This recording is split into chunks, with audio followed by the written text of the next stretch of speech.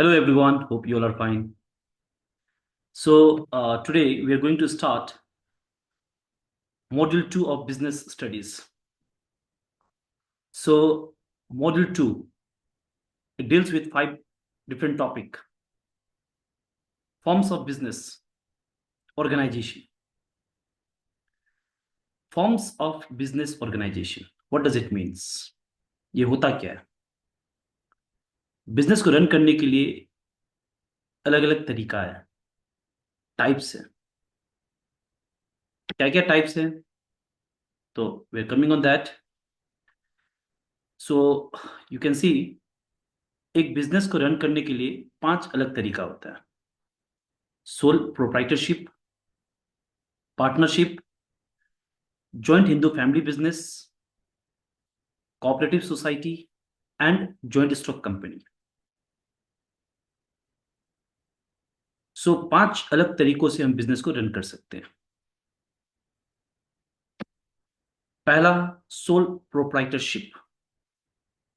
Soul मतलब होता है अकेला, ओनली, एंड प्रोप्राइटर मतलब होता है ऑनर, मालिक। सो कोई भी बिजनेस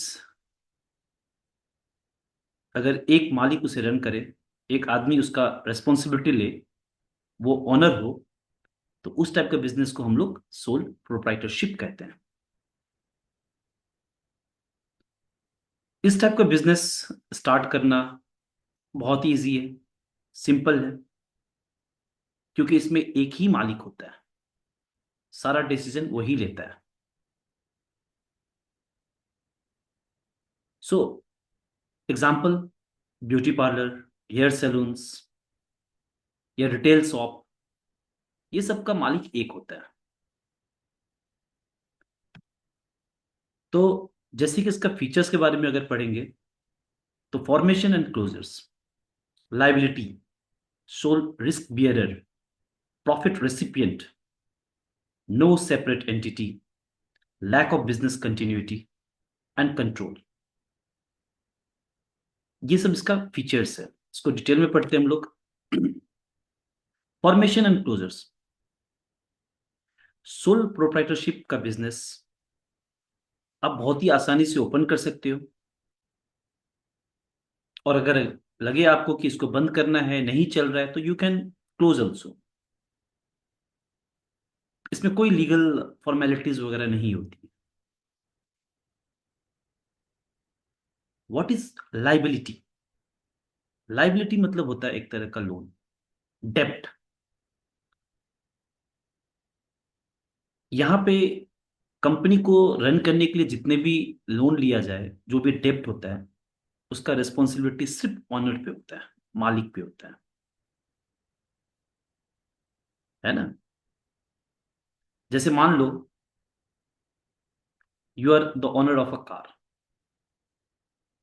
अगर कल को कार डैमेज हो जाए या कार से एक्सीडेंट हो जाए, तो ये सारा जिम्मेदारी किसके ऊपर आता है? मालिक के ऊपर में आता है।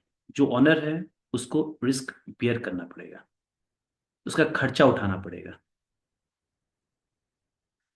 तो रिस्क बियरर भी हम बोल सकते हैं इसको। हाँ, इनफैक्ट इसका पॉजिटिव साइड भी होता है, प्रॉफिट रेसिपिएंट होता है। अगर प्रॉफिट हुआ कंपनी में, तो सारा पैसा किसको मिलेगा? मालिक को मिलेगा।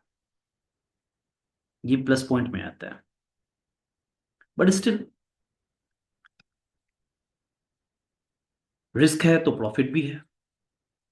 कंट्रोल अगर बोला जाए, तो बिजनेस में कोई भी डिसीजन लेना है, या कोई भी अप्स एंड डाउन्स हुआ, या कोई भी चेंजेस करना है, या मान लो एक प्लान एग्जीक्यूट नहीं हो रहा है तो दूसरे प्लान रन करना है, तो ये everything, all the decision maker है ना, इंडिविजुअल ऑनर के हाथ में होता है। कोई सेपरेट एंटिटी नहीं होता है इसमें, कोई लॉ नहीं होता है, कोई मतलब लीगल फॉर्मेलिटीज नहीं होता है। ये बिजनेस को सेटअप करना या वाइंड अप करने के लिए कोई लीगल फॉर्मेलिटीज की जरूरत नहीं पड़ती है। हाँ, लेकिन ड्रॉबैक तो है, lack of business continuity. Just imagine, एक दुकान खोला, मालिक मर गया, अब क्या होगा? कौन चलाएगा उसको? There is a big question mark है ना, एक बड़ा सा क्वेश्चन मार्क है वहां पे। चलो मर गया, लिव इट, अगर बैंकरप्ट हो गया, मालिक के पास पैसा नहीं है रन करने के लिए, तब क्या होगा? So lack of business continuity, business चलेगा या फिर रुक जाएगा, there is no guarantee on this. So ये क्या था, फीचर्स था। अब अगर हम लोग मेरिट्स के बारे में पढ़ते हैं, लाइक एडवांटेज, मेरिट्स मतलब होता है एडवांटेज। तो अभी फीचर्स से हमको समझ में आ गया, like there is a quick decision making, prompt action होता है। If there is any like decision making situation, the owner can easily take the correct decision और may be wrong decision, whatever, उसको किसी से पूछने का जरूरत नहीं है।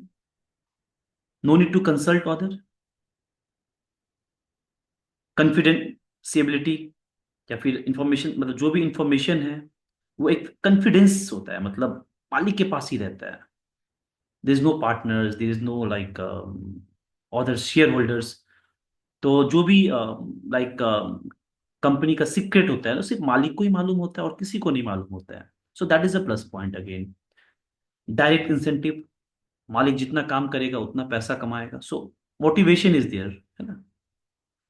Sense of accomplishment. Now what is sense of accomplishment? Satisfaction. अगर बिजनेस सक्सेस हो गया, then you will be proud, you know, like ये मेरे अकेले के दम पे मैंने बिजनेस को खड़ा किया है। Like the proud moment, the sense of self satisfaction is there for the sole proprietors. Ease of formation and closure, जो पहले पढ़ चुका है हम लोगों ने। फॉर्मेशन मतलब उसको जब चाहे तब हम लोग का स्टार्टअप कर सकते हैं, फिर like if it is not going on well, we can wind up, no problem. Children, there are demerits of the sole proprietor also. Now, what is demerit? Disadvantage. Number one, limited resource. भाई पैसे कम है आपके पास में, है ना, personal saving या फिर आपने इधर उधर से मांग के कुछ पैसे इकट्ठा करके अपने बिजनेस सेटअप किया है। But business means more and more money required, you know, capital is required. So resource are limited. Limited life of business, business का लाइफ भी बहुत कम होता है, क्योंकि like you know, after the death of owner, या if the owner is being a bankrupt, now there is a chance whether the business will continue or it will stop, and there's a big question mark. Unlimited liabilities, मालिक अपने नाम पे, business के नाम पे पैसा उठाया, बिजनेस नहीं चला, तो सारा डेप्ट किसके नाम पे होगा? मालिक के ऊपर। फाइनेंशियल बर्डन हो गया ना उस मालिक के ऊपर में, financial burden. Limited managerial ability, अब एक बंदा, एक आदमी मल्टी टैलेंट तो नहीं हो सकता। वो अकाउंट सेक्शन भी देख रहा है, टेक्निकल सेक्शन भी देख रहा है ना, मैनेजमेंट सेक्शन भी देख रहा है, पॉसिबिलिटी है ना। You cannot be, you know, master of all. अगर आप कोशिश करेंगे तो आप जैक ऑफ नन हो जाएंगे। So not possible, okay, limited managerial ability is there. So ये था disadvantage, demerits of sole proprietorship. Second type, joint Hindu family business, HUF भी बोलते हैं इसको, Hindu undivided family. You know, basically Hindu family में होती है, like a big family is there, उसमें जो हेड होता है उसे कर्ता बोला जाता है, सारा रिस्पॉन्सिबिलिटी बिजनेस का उसके ऊपर में है।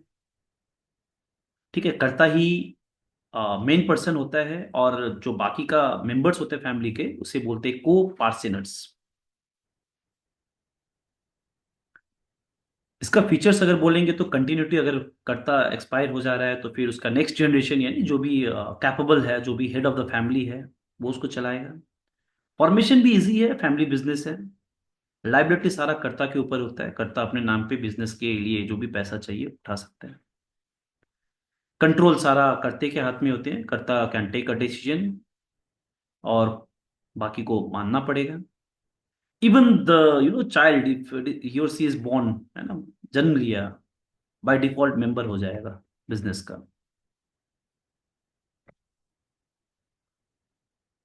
अब इसका अगर डिटेल में पढ़ते तो फॉर्मेशन जो मैंने बताया काफ़ी इजी होता है, एटलीस्ट 2 मेंबर होना चाहिए। ठीक है, और ये आपका 1956 में लॉन्च हुआ था, लाइबिलिटीज मतलब होता है अनलिमिटेड, जितना चाहे उतना लोन उठा लो, लेकिन सारा बर्डन किस पे होगा? कर्ता पे होगा। कंट्रोल कर्ते के हाथ में होता है। Karta is the main person who can take the decision. As the child is taken a bond, जन्म लिया, he or she becomes the member of the business. Continuity, like after the death of Karta, the next, like whoever is elder, who's the head of the family, will take the position of the Karta and the business will continue. Merits बोलने से इसका advantage part होता है effective control है। कर्ता के पास में सारा पावर होता है। प्रॉम्प्ट एक्शन हो जाता है इसमें भी।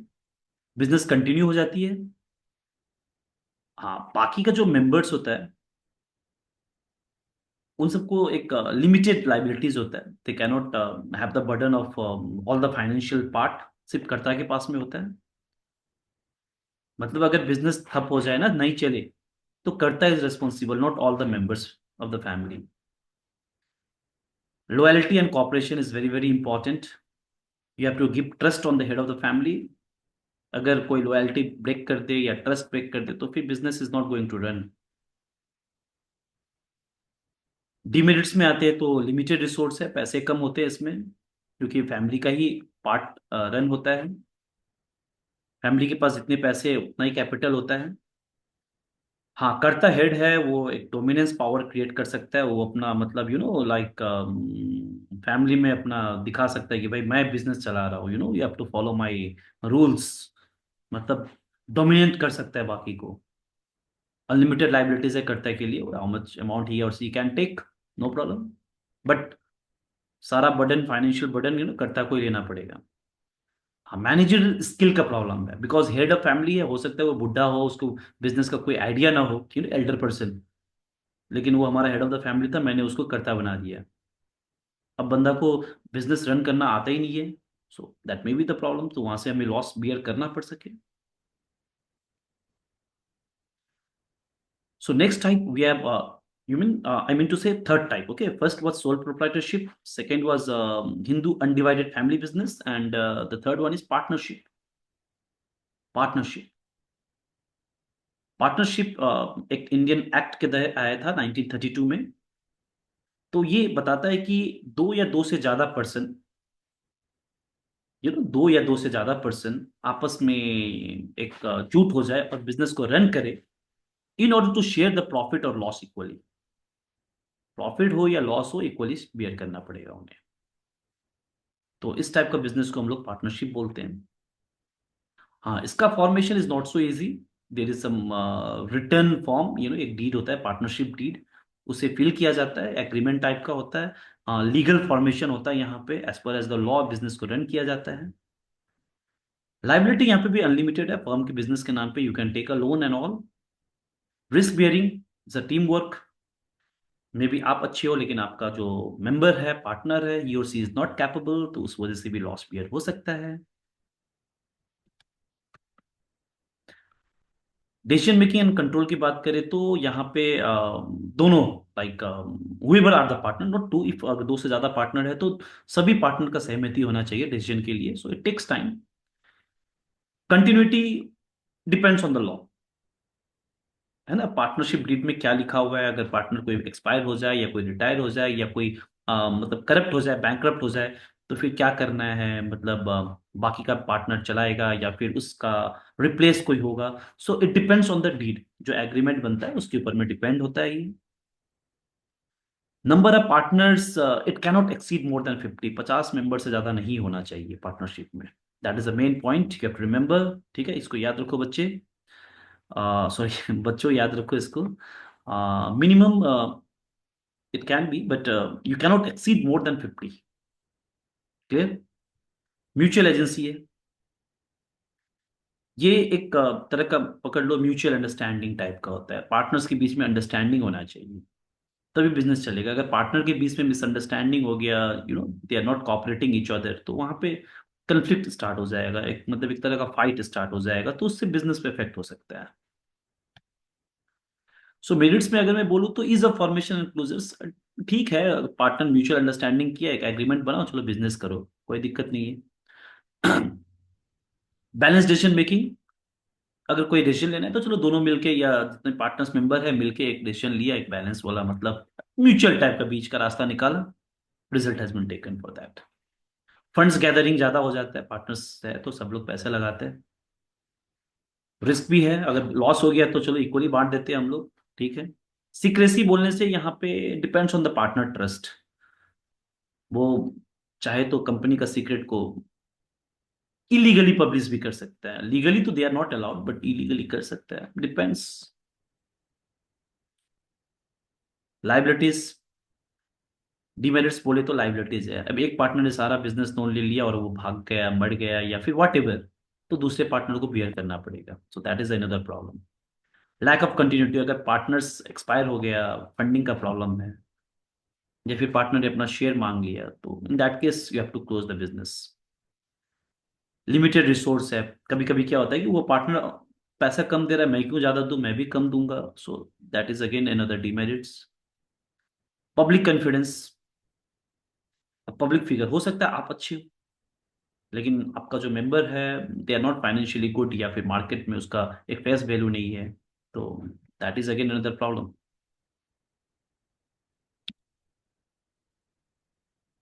पार्टनरशिप डीड होता क्या है, तो एक एग्रीमेंट है, उस एग्रीमेंट में आप देख सकते हो ये सब पॉइंट होना चाहिए, जैसे नेम ऑफ द फर्म होना चाहिए, nature and location of business, duration, investment कितना पैसा डाला जा रहा है पार्टनर, इस पार्टनर्स का, प्रॉफिट और लॉस किस बेसिस पे कर रहे हैं आप, 50-50 कर रहे हैं या 60-40 कर रहे हैं, मेथड ऑफ सॉल्विंग डिस्प्यूट्स, अगर कोई प्रॉब्लम हुआ तो कैसे सॉल्व किया जाए, अगर बिजनेस को बंद करना है तो उसका क्या प्रोसीड्योर है, इंटरेस्ट कैसे मिलेगा कैपिटल पे, सैलरी मिलेगा या पैसा कैसे निकाला जाएगा, या शेयर कैसे होगा पार्टनर्स के बीच में, ड्यूटीज किसको क्या दिया जाएगा, पार्टनर एक्टिव होगा या फिर स्लीपिंग पार्टनर होगा, that depend. Sleeping means like पैसा डाल दिया, बिजनेस चल रहा है अपना, प्रॉफिट हुआ तो लिया, सो that is called sleeping partner. Active मतलब जो वर्क करता है बिजनेस में, उसका डेली का कंट्रीब्यूशन होता है।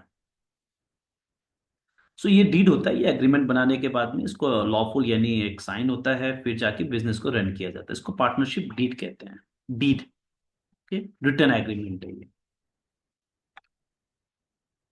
सो next type you can see the fourth type में आता हूं मैं, कोऑपरेटिव सोसाइटी बोलते हैं इसको। कोऑपरेटिव सोसाइटी मतलब क्या होता है कि एक ग्रुप ऑफ पीपल, ये फोर्थ टाइप का बिजनेस है हमारा, फॉर्म्स ऑफ बिजनेस है। एक ग्रुप ऑफ पीपल जिसका सिमिलर इंटरेस्ट है, वो लोग एक ही काम करना चाहता है, तो दे कैन आपस में चलो भाई हम लोग को एक बिजनेस स्टार्ट करना है, कुछ कुछ पैसे हम लोग लगाया, एक बिजनेस फॉर्म कर दिया। ये वॉलेंटरी है, यहाँ पे किसी को हम फोर्स करके एक ये एग्रीमेंट के थ्रू हम उसको अपना पार्टनर नहीं बनाते, यहाँ पे सेल्फ इंटरेस्ट, सिमिलर लाइक एक बिजनेस पे इंटरेस्ट है तो they can do it.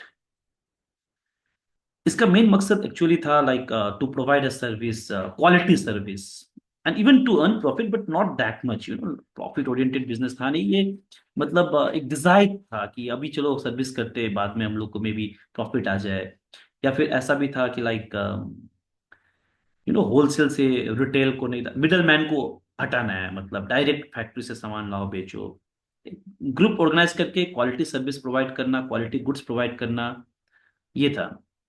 At least 10 adult member is required to form a cooperative society, ठीक है, 10 याद रखना। वॉलंटरी मेंबरशिप है, कोई फोर्स नहीं है, कोई ज्वाइनिंग फी नहीं लगता है, इसमें कोई एग्रीमेंट नहीं होता है, any time you can come, कोई कास्ट रिलीजन ओनरशिप जेंडर ये सब कुछ नहीं देखा जाता है। लिमिटेड लाइबिलिटीज है, लाइबिलिटीज तो आप समझ गए होंगे कि type of loan. Legal status होता है, सोसाइटी को रजिस्टर्ड करवाना पड़ता है but that is only the thing. Control पूरा मेंबर्स के पास में रहता है, एंड सर्विस मोटिव होता है इनका, प्रॉफिट मोटिव से ज्यादा सर्विस मोटिव होता है। मेरिट्स की बात करें तो वोटिंग स्टेटस होता है, एक मेंबर को हम लोग हेड बनाते हैं तो वोट किया जाता है उसमें। स्टेबल एग्जिस्टेंस होता है, बिजनेस काफी लंबा चलता है क्योंकि बहुत सारे मेंबर ज्वाइन होते रहते हैं इसमें। लिमिटेड लाइबिलिटीज है, इकोनॉमी इन ऑपरेशन, ये मिडल मैन को हटा दिया जाता है, मतलब तो पैसे काफी मतलब कम लगता है इसमें, आपस में ही हम लोग काम कर लेते हैं, क्योंकि ग्रुप में कोई टेक्नीशियन होता है, कोई अकाउंट होता है, कोई सेक्रेटरी, कोई प्रेसिडेंट, ग्रुप में ही बच जाता है। फॉर्मेशन इजी है, रजिस्ट्रेशन करवाना होता है बस सोसाइटी। डीमेरिट की बात करें तो लिमिटेड रिसोर्स है, अब पैसे उतना ज्यादा, कैपिटल फॉर्मेशन बहुत कम होता है, सीक्रेसी कम होता है, बिजनेस का सीक्रेट मेंटेन नहीं होता है। मैनेजमेंट का एफिशिएंसी भी कम होता है, क्योंकि यहाँ पे कोई एम्प्लॉय रखा नहीं जाता है, आपस में काम किया जाता है। ओपिनियन में डिफरेंस है, हो सकता है मुझे जो अच्छा लगे मेरा पार्टनर को या मेरा मेंबर्स को वो अच्छा ना लगे। ये एक प्रॉब्लम है। सो चिल्ड्रन, हम लोगों ने अभी अब तक पढ़ लिया sole proprietorship, Hindu undivided family business, partnership, cooperative society, and the last topic is joint stock company. Joint stock company क्या होता है? तो एक तरह का मतलब कंपनी है जो मैनेज किया जाता है काफी मतलब टेक्निकली, लाइक एक शेयर होल्डर्स होता है इसमें, है ना, जो एक तरह का कंपनी का ओनर के हिसाब से ट्रीट किया जाता है उन्हें। लाइक कंपनी एक्ट ऑफ 2013, यानी 2013, तो इसके हिसाब से कंपनी को एज अ आर्टिफिशियल पर्सन, एक सेपरेट लीगल एंटिटी माना गया था, है ना। एक कंपनी का सील बना था और कंपनी को एज अ आर्टिफिशियल पर्सन के हिसाब से ट्रीट किया गया था। इसमें जो शेयर होल्डर होते हैं, they are also the owner of the company, while the board of directors, जो कंपनी का बोर्ड ऑफ डायरेक्टर होता है, they are the chief managing body elected by the share holders. यानी यहां पे कंपनी का कोई एक इंडिविजुअल मालिक नहीं होता। एक बोर्ड ऑफ डायरेक्टर होता है, वहां से एक सीईओ या फिर एमडी, मैनेजिंग डायरेक्टर, सेलेक्ट किया जाता है, वो भी बाय इलेक्शन। इसका फीचर्स पढ़ेंगे तो कंपनी को as a artificial person treat किया गया, यानी जो भी काम होगा that will be done under the company act. Separate legal entity होता है, बहुत सारा इसका लीगल यानी लॉफुल एक्ट होता है। फॉर्मेशन काफी पेपर वर्क होता है, as per as the company act of 2013, company law है, वहां पे उसके थ्रू हमें कंपनी को फॉर्मेशन करना पड़ता है, मतलब बनाना पड़ता है। The company is created by the law and the law can only bring it to an end. एक लॉ के थ्रू उसको ऑन करना है, मतलब कंपनी को स्टैब्लिश करना है, और बंद करना है तब भी लॉ के थ्रू बंद करना है हमको। Control, share holder are the owner of the company, but they do not have right to involve in the day to day running of the business. सारा कंट्रोल किसके हाथ में होगा? Board of directors, which appoint the top management officials, CEO, chief executive officer या फिर MD, managing director। Liability of the member is limited, member का liability limited है यहाँ पे, ठीक है। कॉमन सील होता है, एक कंपनी का सील होगा, किसी का साइन नहीं, कंपनी का सील को ही फॉलो किया जाता है। रिस्क बियरर है, शेयर होल्डर को रिस्क है, कंपनी तरक्की किया है तो शेयर होल्डर का पैसा ज्यादा मिलेगा, कंपनी लॉस में गया है तो they have to bear the loss. Merits बोले, एडवांटेज बोले तो इसका लिमिटेड लाइबिलिटीज है।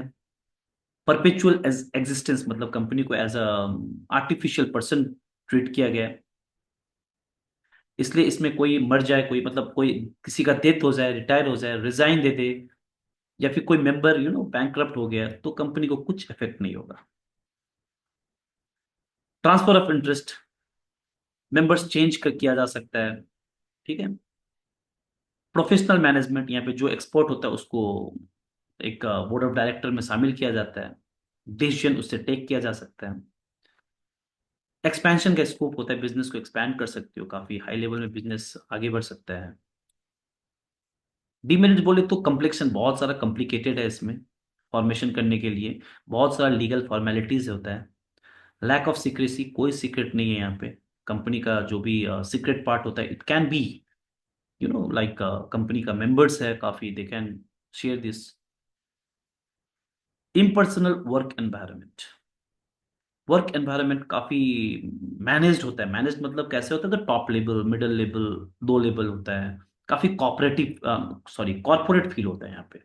कॉर्पोरेट यानी the top level they have the main power, okay. They are the management level persons. Employ के साथ में एकदम इम्पर्सनल टाइप का नहीं, प्रोफेशनल बेस में they deal. There are multiple rules and regulation, voting किया जाता है, and even they require the registrar from SEBI also, like क्योंकि फाइनेंशियल डील होता है। डिसीजन मेकिंग में काफी डिले होता है, बोर्ड ऑफ डायरेक्टर का मीटिंग होता है, डिसाइड होता है, फिर जाके वो फॉर्मेशन में आता है। कन्फ्लिक्ट भी होता है, कभी कभी क्या होता है कि कुछ मेंबर्स को कुछ डिसीजन पसंद आता है, किसी को पसंद नहीं आता है, तो वहां पे कन्फ्लिक्ट का चांसेस होता है। सो चिल्ड्रंस, यहाँ से हमने क्या पढ़ा कि जॉइंट स्टॉक कंपनी को अगर मैं डिवाइड करूँ ना, तो ये तीन अलग अलग टाइप के हमें दिख रहा है। एक प्राइवेट कंपनी है, दूसरा पब्लिक कंपनी है, तीसरा एमएनसी है, मल्टीनेशनल कंपनी। तो पहले मैं मल्टीनेशनल कंपनी के बारे में बताता हूँ। मल्टीनेशनल कंपनी मतलब ये कंपनी बाहर किसी और देश का कंपनी है, मान लो अमेरिका का कंपनी है, बट उसका ब्रांच हमारा इंडिया में है, जापान में है, भूटान में है मान लो, तो उसको बोलते हैं मल्टीनेशनल कंपनी। बेनिफिट क्या होता है, तो उन्हें एकदम चीप लेवल मतलब चीप रेट में एम्प्लॉय मिल जाता है, ऑफिस सेटअप हो जाता है, और उसका काम काफी आसानी से चल जाता है। ठीक है, तो दिस आर मल्टीनेशनल कंपनीज, बड़े बड़े कंपनीज है, Wipro, IBM, Microsoft, Google, this all are multinational company. अब प्राइवेट एंड पब्लिक में आता हूं, तो you can see one difference in the screen. Private company का क्या होता है कि minimum of 2 member, two and maximum you can say is 200 members, वहाँ पे एक ग्रुप होना चाहिए, मेंबर्स होना चाहिए। पब्लिक में मिनिमम 7 है and maximum there is no limit. There must be at least 2 director in a private company, there must be at least 3 director in a public company. Maintenance of the index of the member is not compulsory, कितना members है maintain करने की जरूरत नहीं है, but in case of public you have to maintain. The private company must use the private limited, whereas public use only LTD limited. Okay, like suppose a company मैंने established किया है, NIOS, private limited, then it becomes a private company. If I say NIOS limited, then that is a public company. Okay, private company does not invite the public to subs. Public means government actually. Sorry, public means not a government. Public means a persons. Like there is no shareholder part. In private company, there is no shareholders, whereas in case of public, there are shares and debentures. There can be a shareholders. Member of private company are restricted to transfer their shares. They cannot share. If you are the part of the private company, you cannot transfer your share.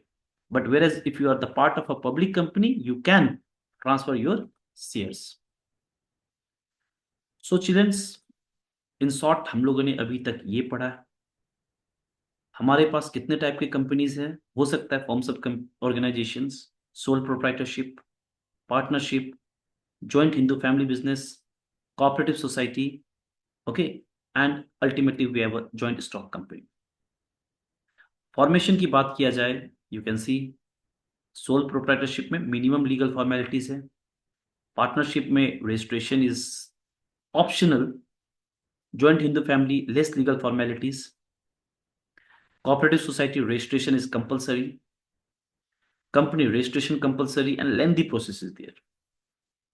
Members in case of sole proprietorship only owner, partnership minimum 2 maximum 50, joint Hindu family business at least 2% for division of family, cooperative society limited, and company large, sorry, at least 10 adults. In case of cooperative society, at least 10 adults, okay, and no maximum limit is there. Company minimum private is 2, public company 7, maximum private is 200, and public is unlimited. Capital contribution in case of sole proprietorship is limited finance. Partnership limited, but more than that can be raised in the case of sole proprietorship. Joint Hindu family is a ancestral property, like previous, like Bab Dada ka Sampati. Cooperative society is a limited, and the company large finance is required. You have to manage a big, large capital. Liability in case of sole proprietorship is unlimited. Partnership again unlimited. Joint Hindu family is unlimited, but only for the karta, limited for other. Okay. Cooperative society limited, company limited. Control and management, if you see, then sole proprietorship means self. Partnership means you have to consult to the partner. Joint in the family means only the karta. Cooperative society means elected representative, that is management committee. And company, they have a separate managerial board, that's board of director is there. Continuity in case of sole proprietorship, unstable, मालिक मर गया या bankrupt हो गया, business ठप. Partnership is a very stable, it depends on the partner. Joint Hindu family business, stable business continues even if Karta dies. Next head will continue. Cooperative society, stable because of separate legal status. फिर elect हो जाएगा नया member, है ना? And in same case is there for company also. This is stable because it has again a separate legal status. So children, ये जो last में जो मैंने एक चार्ट दिखाया था, अगर आप ये चार्ट को फॉलो करते हो तो you will get the maximum ideas of different type of companies and their different like formation, members, capital contribution, liabilities, control, management and continuity के बारे में. So it's very very important chapter. ये मेरा ये NIS class 10 का module 2 का है. So you have to go through it properly. So we are ending up this much only today.